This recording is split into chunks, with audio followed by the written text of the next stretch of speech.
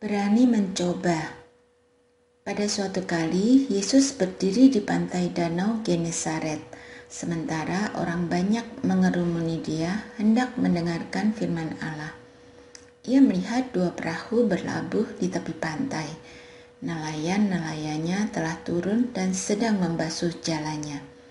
Ia naik ke dalam salah satu perahu itu, yaitu perahu Simon, dan meminta dia mendorong perahunya sedikit jauh dari pantai. Lalu ia duduk dan mengajar orang banyak dari atas perahu. Setelah selesai berbicara, ia berkata kepada Simon, "Bertolaklah ke tempat yang dalam dan tebarkanlah jalamu untuk menangkap ikan." Simon menjawab, "Guru, sepanjang malam kami telah bekerja keras, tetapi tidak menangkap apa-apa. Namun karena perkataanmu itu, aku akan menebarkan jala." Setelah mereka melakukannya, mereka menangkap sejumlah besar ikan, sehingga jala mereka mulai koyak. Lalu mereka memberi isyarat kepada teman-temannya di perahu yang lain, supaya mereka datang membantunya. Mereka pun datang, lalu kedua perahu itu mereka isi dengan ikan, hingga hampir tenggelam. Ketika Simon Petrus melihat hal itu, ia pun sujud di depan Yesus dan berkata, "Tuhan, pergilah dariku, karena aku ini seorang berdosa." Sebab ia dan semua orang yang bersama dia diliputi rasa takjub oleh karena banyaknya ikan yang mereka tangkap. Demikian juga Yakobus dan Yohanes, anak-anak Zebedeus, yang menjadi teman Simon. Kata Yesus kepada Simon, "Jangan takut, mulai sekarang engkau akan menjala manusia." Sesudah menarik perahu-perahunya ke darat, mereka pun meninggalkan segala sesuatu, lalu mengikut Yesus. Jika saudara adalah seorang juru masak yang sejak kecil terbiasa di dapur, lalu ada seorang yang bukan juru masak memberi saudara arahan, apa yang saudara bayangkan? Sebagian dari kita mungkin akan beranggapan, kamu tahu apa? Wajar bukan?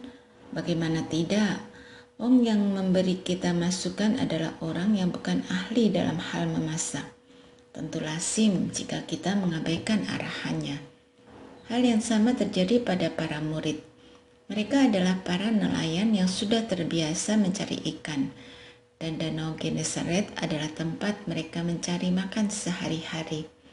Pada saat itu, mereka tidak mendapatkan ikan, dan adalah seorang nabi yang latar belakangnya bukanlah nelayan, melainkan tukang kayu, memberi arahan untuk kembali ke danau dan menebar jala.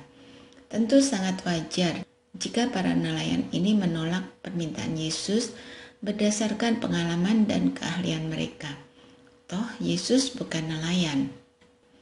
Namun Simon menjawab dengan sangat indah, "Tetapi karena engkau menyuruhnya, aku akan menebarkan jala juga." Simon seolah berkata, "Guru, kami ini tahu medanya seperti apa. Gak akan ada ikan. Kami sudah semalaman. Tapi karena engkau yang minta, ayo deh kita berangkat." Simon memberikan penghormatan kepada sang guru yang ada di perahunya itu. Pada saat itu, Simon belum menjadi murid Yesus, tetapi karena ia beriman melakukan apa yang Yesus perintahkan, benar saja ia menyaksikan dengan mata dan kepalanya sendiri bagaimana Yesus melakukan mujizat. Pada titik itu, Simon menyatakan ketidaklayakannya, bahkan meminta Yesus untuk pergi. Yesus mengetahui isi hati Simon, dan ia justru menjadikan Simon sebagai muridnya.